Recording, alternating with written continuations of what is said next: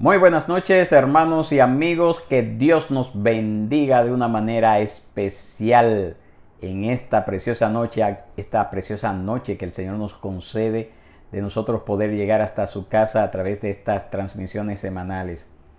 Día miércoles a partir de las 8 de la noche. Pero también si usted nos está viendo en otro horario, que no sea el día miércoles 8 de la noche, pues también sea bienvenido y que Dios bendiga su vida por este esfuerzo de poder conectarse a esta transmisión. Por eso le invito, por favor, a que no se desconecte. Trate de ver este estudio completo. Si no puede verlo de una sola sentada, es decir, el estudio entero desde principio hasta fin, yo le invito, por favor, a que usted trate de tomar notas en cuáles minutos necesita pararse por cualquier situación X, y que usted cuando regrese al estudio pues ya sepa dónde quedó y ahí pueda continuar con estas enseñanzas. Nosotros ya llevamos varias semanas donde estamos hablando muy puntualmente acerca de lo que es la membresía eclesiástica. Ya llevamos varias semanas. Entonces en este miércoles nosotros vamos a tener la conclusión de este tema, la membresía eclesiástica. El próximo miércoles seguimos con otro punto dentro de lo que es la iglesia, pero ya membresía terminamos hoy. Entonces nosotros lo que queremos en esta noche es darles algunas razones bíblicas para usted unirse a la iglesia. Viene a ser como un resumen, una conclusión de todo lo que hemos visto en las semanas anteriores. Así que yo le invito, por favor, a que usted tome lápiz, tome papel, tome Biblia, por favor. Si tiene el folleto, si usted es parte de la iglesia, Iglesia Reformada Palabra de Vida, y tiene el folleto en sus manos, entonces yo le invito a que ahí mismo en su folleto usted pueda tomar notas, usted pueda ampliar las explicaciones que nosotros estamos dando con sus propias opiniones, y si hay preguntas, póngala ahí mismo de una vez, y cuando termine la transmisión o cuando usted termine de ver ya sea la grabación en el horario diferido, entonces que usted pueda hacerme llegar algunas preguntas que hayan surgido durante el estudio. Me sentiría muy motivado si usted puede preguntar, porque me da a mí una razón más que suficiente de saber que usted estaba en primer lugar atento o atenta, y en segundo lugar de que desea crecer, desea aprender, porque eso es parte del crecimiento, cuando nosotros podemos preguntar con toda confianza. No tema nunca preguntar en ningún tipo de reunión. Nunca tema ni se avergüence de preguntar. Pero bien, volviendo a nuestro tema, inmediatamente vamos a entrar a esas. El folleto lo ha resumido en nueve enunciados que resumen lo que hemos visto hasta esta semana, y abunda un poquito en base a esos mismos temas, pero con otras palabras, y lo acompañan también algunos versos que también les vamos a compartir en esta noche. Así que son 9, usted lo tiene también ahí, me parece que también están enumerados en el folleto, a los que tienen el folleto, y si no, entonces aproveche ahora para tomar notas, y así también pueda entonces ser edificado aunque no tenga el folleto. Primer principio, usted demuestra que no está avergonzado de identificarse con Cristo o su pueblo. Jesús dijo en Marcos capítulo 8, verso 38, cosa que usted ve ahí, que si alguien se avergüenza de identificarse con Él en la tierra, entonces Él, como obvia razón que se cae de la mata, Él no se va a identificar con esa persona cuando él o ella esté delante de Dios en el juicio. Entonces, cuando nosotros nos unimos a la iglesia, cuando nosotros hacemos nuestra membresía en la iglesia, estamos manifestando de manera sencilla que yo, como cristiano, no me estoy avergonzando de identificarme con Cristo y con su pueblo. Cuando Jesús vino aquí a la tierra, tomó forma humana, dejó el cielo y vino y murió como un hombre, Él se identificó con su pueblo. Entonces, pudiera usted, que es una persona que dice que Cristo murió por usted, pudiera usted ser reacio a identificarse formalmente con ese Cristo que vino y tomó forma humana para morir. ¿Pudiera usted hacer eso? O como dice John MacArthur, no deberías estar dispuesto exteriormente a identificarte con los miembros visibles reunidos de ese grupo al que tú perteneces eternamente. Cuando nosotros nos unimos a la iglesia, nosotros estamos dejando bien en claro de qué lado estamos. Nosotros le estamos diciendo a la familia de Dios, que es de la cual yo soy parte, cuando me uno, cuando hago mi membresía, que es mi familia y que yo no quiero considerarme con los que están fuera. Amén. Eso es muy importante que usted lo entienda así. Eso es lo primero. Usted está diciendo que usted se está identificando con Cristo. Usted no se está avergonzando de ser llamado hijos de Dios, de ser llamado cristiano, de ser llamado evangélico. Eso es lo primero. Número 2, cuando yo hago mi membresía en la iglesia, yo dejo de ser un cristiano independiente y me coloco entonces bajo la disciplina y la protección de otros cristianos. Eso fue lo que nosotros vimos en las doctrinas de la llave en Mateo 16, pero también en Mateo 18, y también vimos lo que es ese sistema de rendición de cuentas. Cuando un cristiano que dice ser cristiano, que profesa ser cristiano, y comienza a vivir como si fuera un impío, esas personas que son partes de esa iglesia deben de confrontarle en amor. Deben de confrontarle en amor. Y si la persona se arrepiente, pues entonces claro está, muy bien. Ya como dice la palabra ahí en Mateo 18, usted ha ganado un hermano. Si a usted es que le toca confrontar a esa persona. Ahora, si esa persona no da muestras de arrepentimiento y persiste en su pecado, en el mismo pecado con el cual se le confrontó la primera vez, entonces usted debe, como nos dice allí, vuelvo y repito, Mateo 18, llamar a 2 o 3 testigos.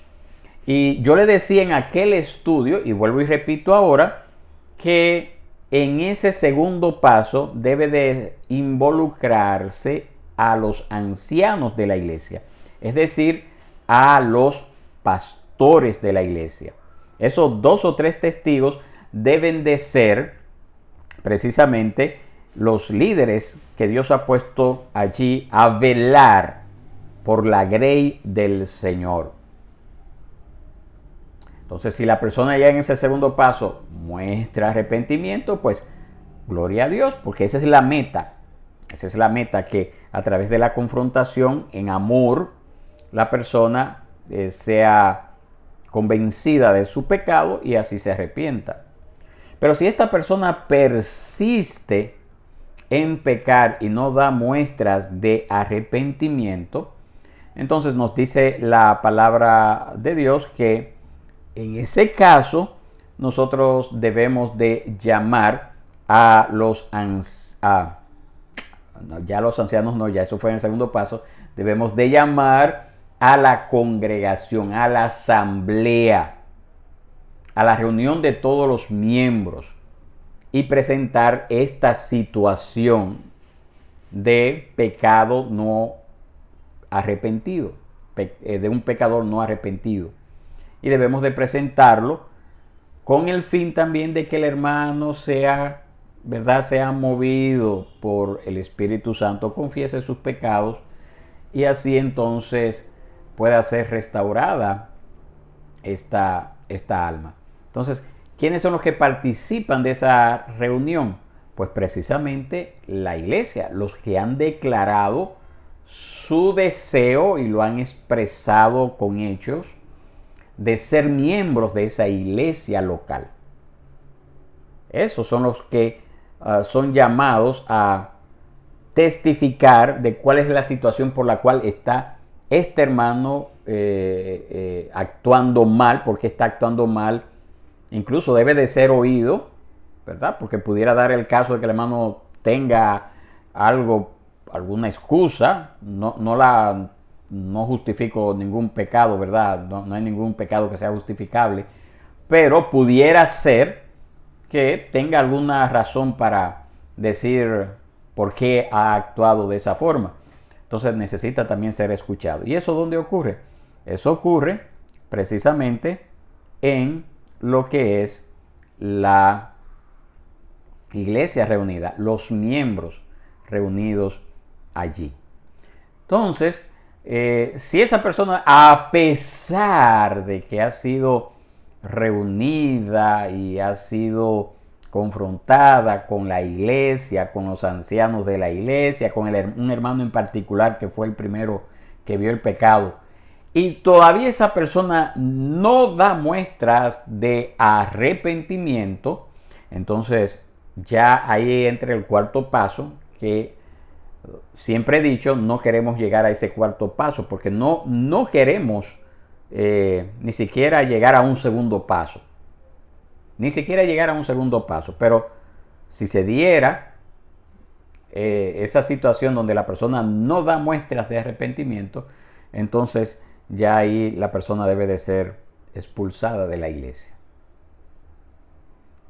Es triste, ¿verdad? Ver que una persona es expulsada de la iglesia, pero ya usted ve que ha pasado por 4 etapas diferentes, y ya cuando se da ese caso es porque evidentemente esa persona no ha nacido de nuevo.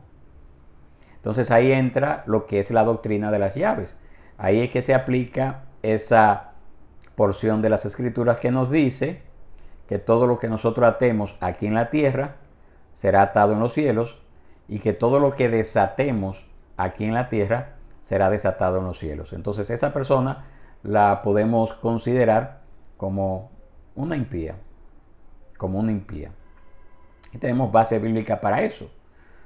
Ahí está en Mateo 18, ahí está un caso práctico que se dio en la iglesia de Corinto, en 1 de Corintios capítulo 5, donde una persona estaba pecando y persistió en su pecado, no se arrepintió, y el apóstol Pablo manda que sea expulsado. Ya en 2 de Corintios vemos que esa persona, luego de ser expulsada, se arrepintió, demostró un genuino arrepentimiento, un deseo de reconciliación con el Señor y con su iglesia. Y por esa razón entonces Pablo vuelve y escribe y les dice: reciban al hermano, reciban al hermano. ¿Por qué?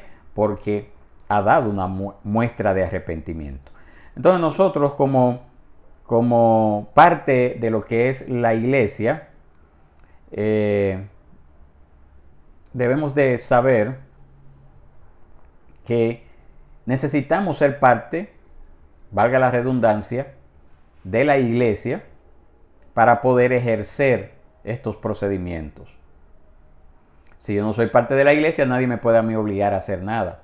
Entonces yo estoy asumiendo un compromiso cuando hago mi membresía en una iglesia, de que voy a ser supervisado. Voy a ser supervisado principalmente por Dios, claro está, porque yo estoy obedeciendo ese mandato que Él me ha dado.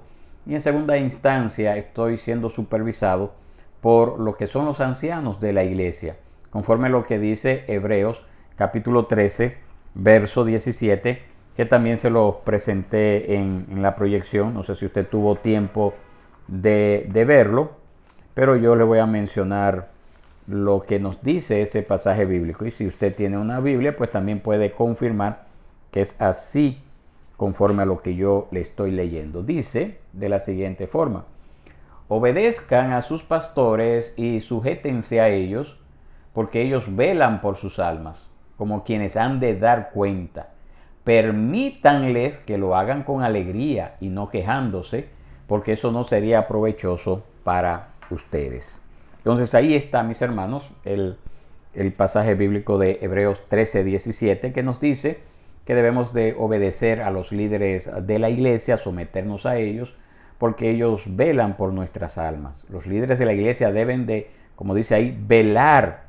¿Velar por quién? Por nosotros, por usted, al ofrecerle esa protección espiritual y también preocuparse por su crecimiento en Cristo.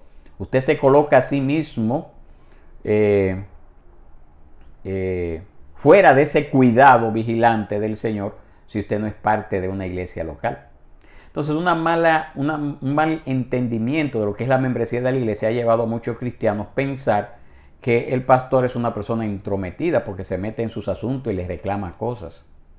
Y no es así, mis hermanos. Ese es el mandato bíblico que Dios nos ha dado. Entonces, cuando una persona se porta así, está demostrando que es un ignorante de la palabra. Y el Señor nos manda a conocer su palabra. Esto no es algo solamente para el pastor. El pastor no es el único que debe de conocer la Biblia.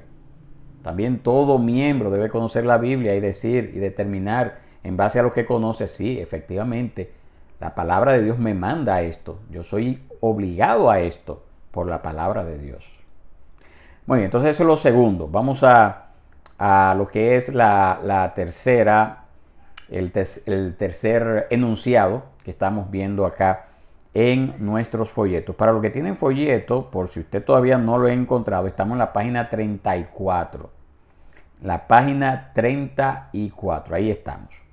Número 3.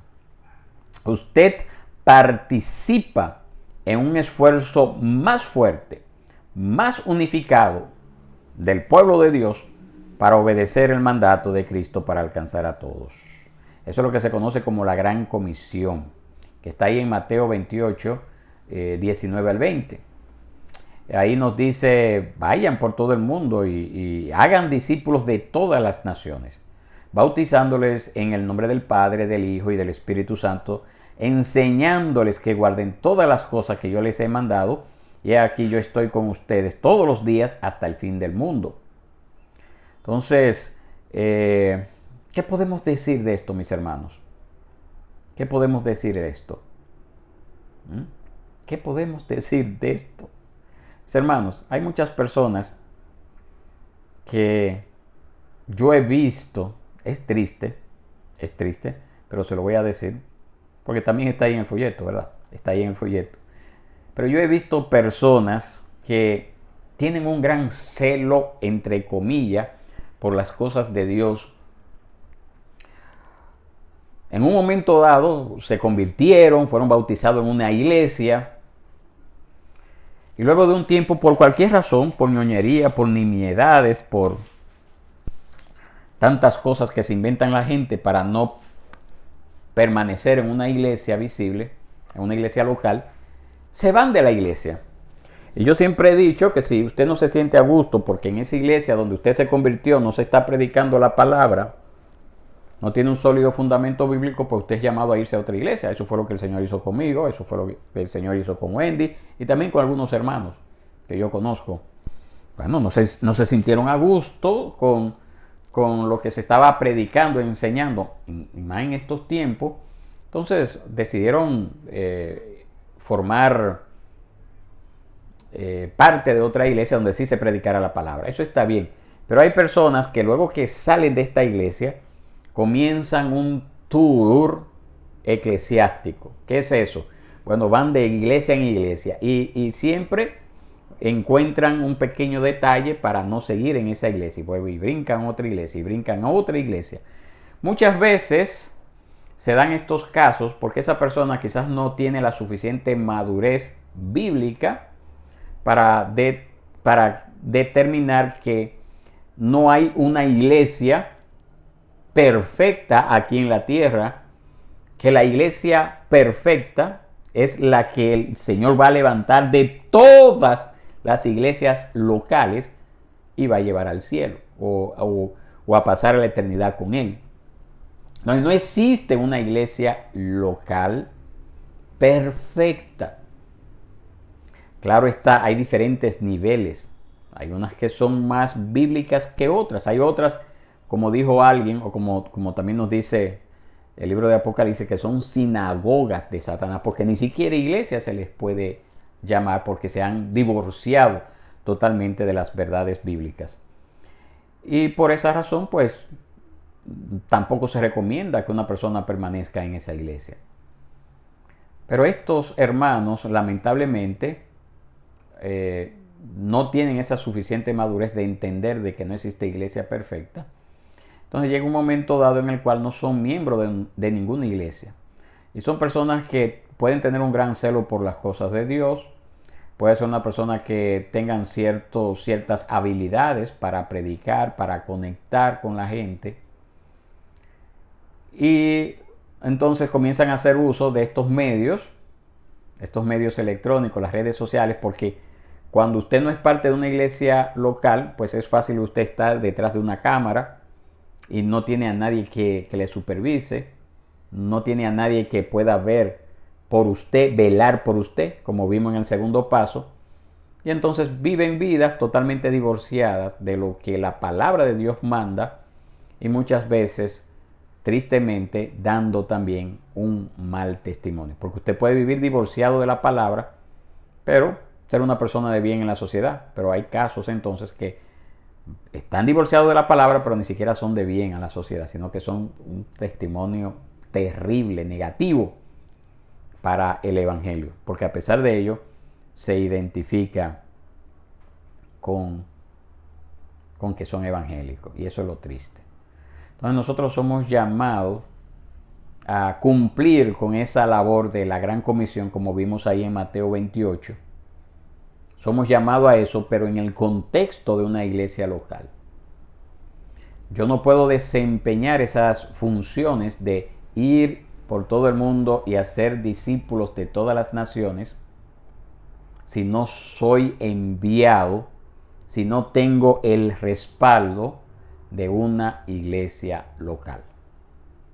Toda persona que diga que es evangelista, que es misionero, que está haciendo una obra X en tal lugar, pero no se le conoce una iglesia donde está perseverando, donde está siendo supervisado, donde está siendo alimentado espiritualmente hablando, si no se le conoce esa iglesia, usted puede tener mucha duda con respecto a él de que real y efectivamente sea cristiano. Eso se lo digo porque es lo que la palabra de Dios nos hace ver a nosotros. Siempre que una persona se convertía en las Escrituras, siempre ha sido así, era añadido a una iglesia. El Señor añadía a su iglesia los que iban siendo salvados. Muy bien. Mire lo que dice John MacArthur con respecto a este tema. ¿Cuán maravilloso puede ser Cristo si ni siquiera estamos comprometidos a ser asociados con su iglesia? ¿Cuán creíble es nuestro testimonio de la bondad y la grandeza de Cristo si no queremos identificarnos abiertamente con la familia de Cristo? Son dos preguntas que tenemos bueno, si usted no es parte de una iglesia, tiene que hacerse. ¿Cuán maravilloso puedo ser de Cristo si ni siquiera estamos comprometidos a ser asociados con su iglesia? ¿Cuán creíble es nuestro testimonio de la bondad y la grandeza de Cristo si no queremos identificarnos abiertamente con la familia de Cristo? Medite en ello, mis hermanos. Pero vamos a seguir con nuestro cuarto paso, nuestro cuarto enunciado. Usted tiene una mayor oportunidad de usar su don espiritual para el beneficio de otros cuando usted es miembro de una iglesia. En el momento en que el Señor viene y lo salva a usted, Él viene y trae un don o varios dones a su vida. Eso es lo que nos dice ahí 1 Corintios capítulo 12, verso 4, verso 7, verso 11. Dios le da dones a toda persona que salva. A toda persona que Dios trae a salvación, Dios le da algún tipo de don para que lo utilice para el beneficio de los demás. Y por esa razón usted tiene una mayor oportunidad de hacer eso cuando usted utiliza su don en y a través precisamente de la membresía de la iglesia local. Quizás alguien puede decir, sí, pero yo puedo usar esos dones que Dios me ha dado sin unirme a una iglesia local. Sí, es cierto. ¿Pudiera darse el caso? Claro que sí. Y más en estos tiempos, usted pudiera usar sus dones sin tener que ser parte de una iglesia local. Hay muchísima gente que andan así. Pero eso no es el modelo bíblico. Porque cuando usted decide no ser parte de una iglesia local, usted le está diciendo a Cristo, la institución que tú viniste a establecer, la institución que tú dijiste que las puertas del Hades y del infierno no prevalecerán contra ella, a mí no me interesa ser parte de ella. Eso es lo que usted está diciendo, no con sus labios, pero con sus hechos. Si usted rehúsa ser parte de una iglesia local. Amén. Muy bien. Número 5. Usted demuestra abiertamente, cuando usted se une a una iglesia, la realidad del cuerpo de Cristo. ¿Qué es lo que nos dice a nosotros 1 Corintios 12:27? ¿Qué nos dice a nosotros? Pues yo se lo voy a leer. Mire cómo se expresa el apóstol Pablo en esta porción de las Escrituras. El apóstol Pablo hablando bajo la inspiración del Espíritu Santo, es decir, que esto es palabra del Señor, palabra de Dios. 1 Corintios 12:27. Oiga cómo dice. Ahora bien, ustedes son el cuerpo de Cristo y cada uno individualmente un miembro de Él. Entonces, cuando usted se une a la iglesia, usted está demostrando esa realidad espiritual de que usted es parte de ese cuerpo. De ese cuerpo que es la iglesia. Usted toma el cuerpo de Cristo fuera de lo teórico, ¿verdad?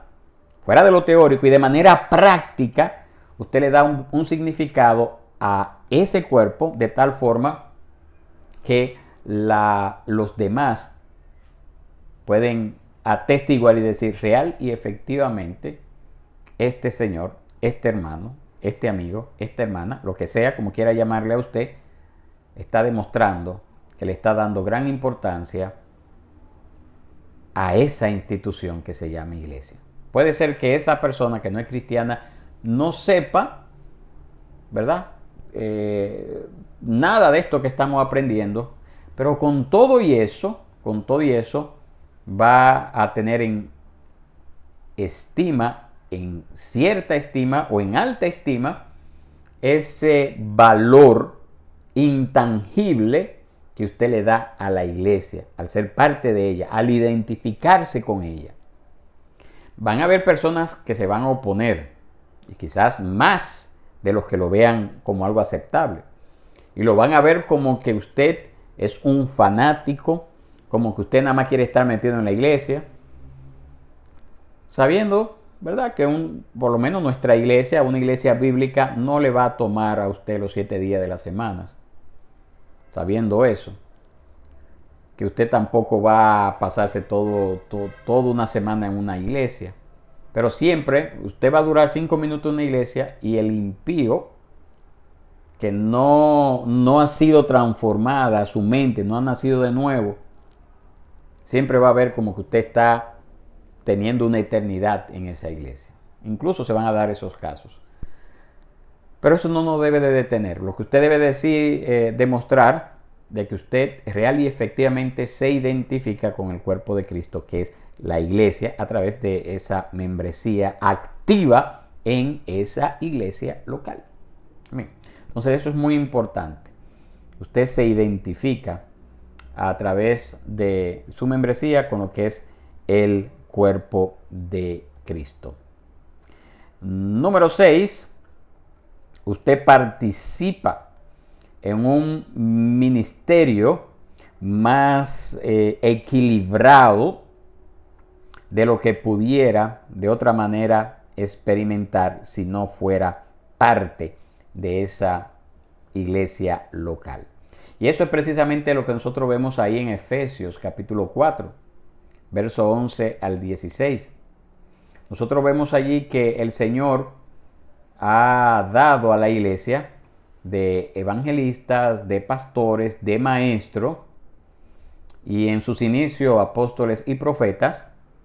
Y allí nosotros podemos ver que cada parte, cada miembro del cuerpo de Cristo, que es la iglesia, tiene un trabajo que hacer para que ese cuerpo funcione correctamente y crezca.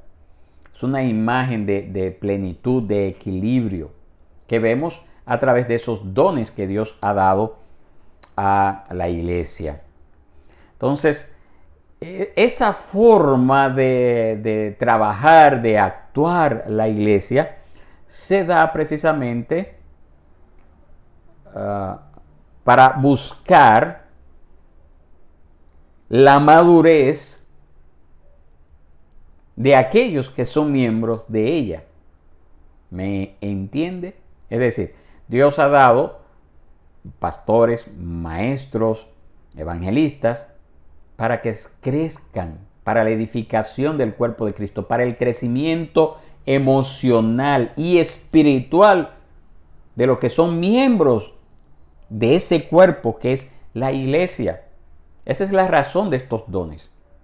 Entonces aquí aparece algo, antes de seguir con los otros puntos que nos faltan, aquí aparece algo, y es precisamente que para yo poder ser edificado, para yo poder crecer en el cuerpo de Cristo, y hablo en el aspecto emocional y espiritual, básicamente, para yo poder lograr esto, para que esos evangelistas, pastores y maestros me edifiquen y yo pueda crecer, yo necesito participar de manera física en la iglesia. ¿Y por qué quise hacer como una especie de paréntesis aquí? Porque quizás hay algunas personas que piensan que en un momento dado fueron bautizados en la iglesia, fueron recibidos como miembros y ya después se desatienden completamente de su asistencia regular a esa iglesia y piensan que porque ya firmó, porque ya fue bautizado, pues ya está todo bien. Y eso no es así. Luego de que yo soy aceptado como miembro de la iglesia, entonces yo debo de mantener una asistencia regular a esa iglesia, participar de manera regular en esa iglesia. No debo de divorciarme de esa iglesia, salvo casos de enfermedad o casos de situaciones pandémicas como la que estamos viviendo. Solamente casos así extremos es lo que debería de llevarnos a nosotros a alejarnos de la iglesia. Entonces yo no puedo poner mi compromiso con la iglesia en un segundo plano. Yo debo de tenerlo como una prioridad en mi vida, ese compromiso de hacer vida de iglesia, de hacer acto de presencia en esa iglesia donde el Señor me ha llamado a formar parte. Muy bien. Número 7. Usted demuestra ese compromiso espiritual con la iglesia, y aquí le puse un término muy dominicano. Usted demuestra ese compromiso con la iglesia, no como esa persona que está pidiendo una bola en el camino. Una bola, para los que no son dominicanos, es pedir un aventón, es decir, pedir que le lleve. a algún lugar específico. Entonces, cuando yo me comprometo con la iglesia, no soy como esa persona que estoy en el camino pidiendo una bola, pidiendo un aventón para llegar a mi barrio o a mi pueblo, sino que yo me estoy comprometiendo al buen funcionamiento de esa iglesia local. Y ahora, ¿cómo yo puedo comprometerme al buen funcionamiento de esa iglesia local? Pues aquí les voy a dar ese ejemplo que tenemos en nuestro folleto con respecto al que pide una bola, al que pide un aventón.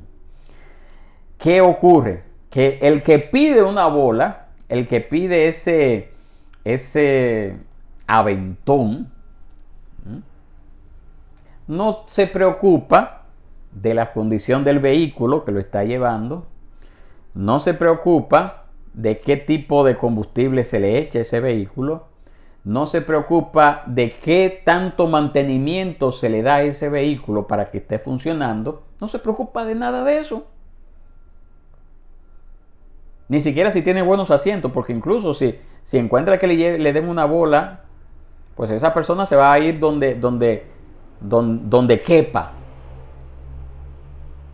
Entonces hay muchos cristianos o personas llamadas cristianas, o quizás cristianos inmaduros, pudiera ser, que ven a la iglesia como ese vehículo en el camino que le dio una bola para llegar a su destino, a su lugar de destino. Entonces, no, yo pedí una bola y me llevó. Yo estaba en San Pedro de Macorís y yo iba para Santo Domingo. Y entonces me puse en la carretera que va a Santo Domingo y estaba haciendo señas, le estaba haciendo señas a la gente. Y hubo un vehículo que se paró y me llevó y llegué bien.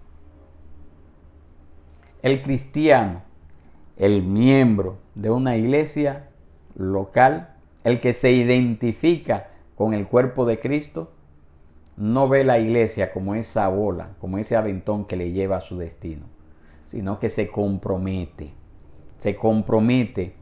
a través de, en primer lugar, velar para que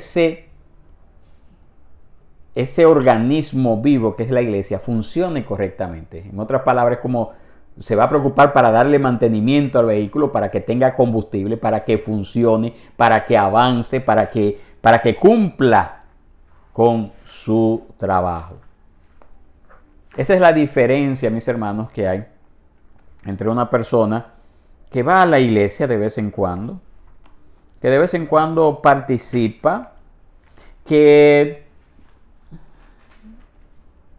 le da pena identificarse con la iglesia públicamente, es un secreto, ¿verdad? Porque no quiere problemas con la gente, precisamente porque si me identifico con la iglesia, entonces voy a tener que rendir cuentas, la gente me va a reclamar y yo no quiero problemas con eso. Entonces, esa persona sí es como esa que ha pedido una bola en el camino y se ha montado en el vehículo que es la iglesia, pero de ahí a dar un paso más de compromiso no hay nada. Y esas personas que están en esas condiciones entonces tienen un gran problema con el Señor. Porque si Cristo estuvo dispuesto a morir por su iglesia, entonces no nos exigiría a nosotros un compromiso similar al que Él tuvo. Mire lo que dice Efesios capítulo 4, verso 16. De quien todo el cuerpo, estando bien ajustado y unido por la cohesión que las coyunturas proveen, conforme al funcionamiento adecuado de cada miembro, produce el crecimiento del cuerpo para su propia edificación en amor. Entonces eso es lo que nosotros vemos. Nosotros debemos de preocuparnos por la iglesia, para que la iglesia esté funcionando, esté cumpliendo con su rol aquí en la sociedad. Todo miembro, toda persona que ha hecho su membresía en la iglesia lo ha hecho con ese objetivo también. No es que yo solamente voy a recibir beneficios espirituales. Qué bonito estuvo el mensaje, qué bonito estuvo el tiempo de compartir. No, yo tengo que tener un compromiso para que eso que yo estoy recibiendo también otros puedan venir y recibirlo. Como dice ahí Efesios 4:16, nos preocupamos para que todas las cosas estén funcionando como es debido en la iglesia. En la iglesia. Bien. Número 8. Usted exhorta a los nuevos creyentes a las mismas buenas obras de compromiso con el cuerpo local de Cristo. Esto es muy similar a lo que nosotros acabamos de ver en el punto 7. Este pasaje, que es muy familiar, porque creo que,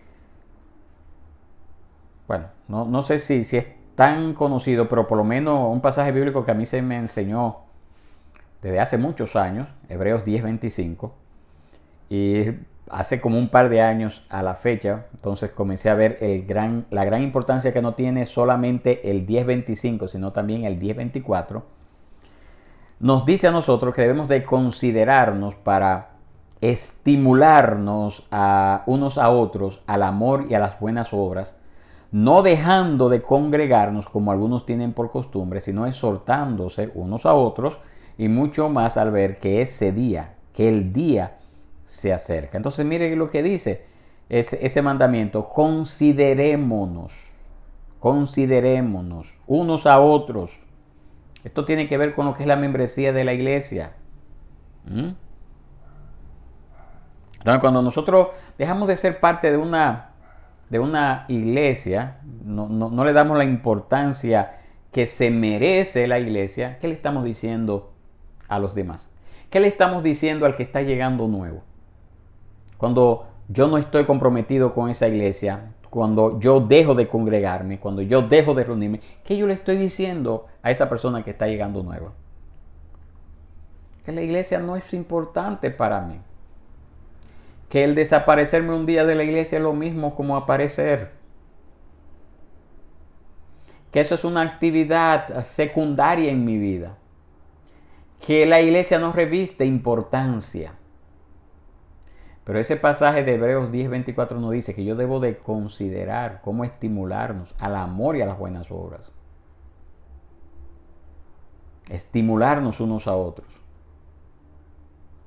Entonces, cuando yo soy parte de esa iglesia, yo debo de me identifico con esa iglesia, mejor dicho, yo debo de demostrarlo con el simple hecho de que yo me estoy reuniendo, para así, cuando me vean en la iglesia participando, animando, siendo animado, entonces los otros también sean estimulados.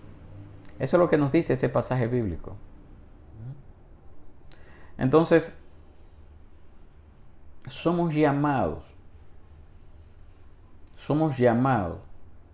a ese principio de estimular a otros con mis demostraciones prácticas de la obra que el Señor está haciendo en mi vida, que comienza precisamente con esa iglesia. Con esa iglesia, porque el Señor me ha dado ese mandamiento. Me ha dado ese mandamiento. Bien. Entonces, número 9 nos dice acá: usted anima a un ministerio si lo considera fiel y se une a él. Usted anima a un ministerio si lo considera fiel y se une a él. ¿Cómo usted demuestra que realmente ese ministerio, esa iglesia, es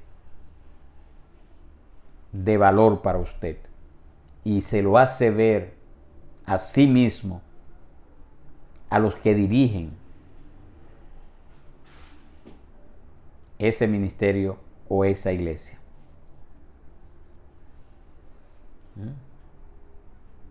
¿Cómo usted lo demuestra? Fácil. Participando, uniéndose a él, identificándose con él públicamente. Así. Esas son las palabras sencillas, mis hermanos, ¿no? Como que no hay que complicarse mucho el asunto. No, que la iglesia es importante. Ok. Pero ya eres miembro de ella. ¿Te estás identificando con ella cuando tú estás fuera de la iglesia? ¿Cómo estás trabajando? ¿Qué estás haciendo para demostrar esa fidelidad? ¿Cómo estás tú animando a los líderes de esa iglesia, a los pastores de esa iglesia, de que realmente tú le das valor a esa iglesia? ¿Cómo lo demuestras? ¿Cómo tú puedes, tu forma de identificarse con la iglesia, cómo puede llevarte entonces a ser de ánimo a los líderes de esa iglesia, si no te identificas con ella, si no participas de ella? Entonces, mis hermanos, realmente nosotros, como pueblo de Dios que somos, necesitamos volver a estos temas tan básicos de lo que es la fe cristiana, pero que muchas veces han sido echados al cajón del olvido. Y han sido echados al cajón del olvido porque el concepto de membresía y el compromiso que hay detrás de la membresía, nosotros o algunos, ¿verdad? Ahí no me voy a incluir yo. Mucha gente no quiere asumirlo porque demanda responsabilidad. Porque si no acudimos al Señor pidiendo esas fuerzas, se convierte en una carga. Sí, así es, se convierte en una carga. Pero el Señor nos da su palabra, y ahí tenemos esos pasajes bíblicos que le hemos presentado. Y nos da su palabra para que nosotros la pongamos por obra. Y lo bueno y bello de esto es que este esfuerzo no lo hacemos con nuestras propias fuerzas. No lo hacemos así, sino que lo hacemos en el poder del Señor. Él nos ha dado su Espíritu Santo para así hacerlo. Entonces, en esta noche yo quiero invitarte a que tú medites en esto, en el gran privilegio que el Señor nos concede en primera instancia de ser parte de una iglesia, pero también la enorme responsabilidad que tenemos al asumir ser parte de esa iglesia. Y lo hacemos no porque alguien ha dicho que eso es bonito. Lo hacemos porque el Dios del cielo ha establecido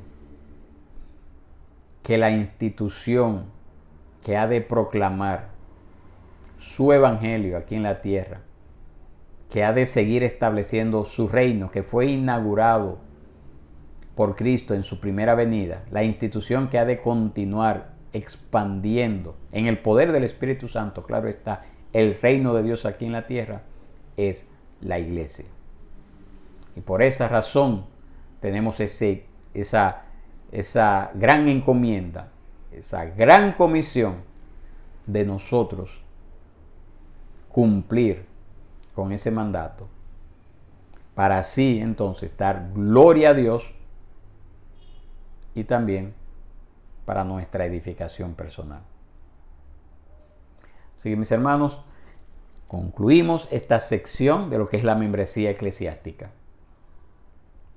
Para el próximo miércoles, si Dios quiere, vamos a continuar hablando acerca de la constitución de una iglesia. ¿Cómo se constituye una iglesia? ¿Quiénes son los que están facultados para constituir a una iglesia? ¿Qué es eso de constituir una iglesia? Todo eso lo comenzaremos a ver a partir del próximo miércoles. Así que, mis hermanos, Dios les bendiga. Y como les dije al principio, si hay preguntas, si hay dudas, opiniones a favor o en contra, con toda confianza, por favor, hágamela llegar. Nunca se quede con la duda. Que Dios les bendiga, que Dios les guarde y será hasta una próxima ocasión.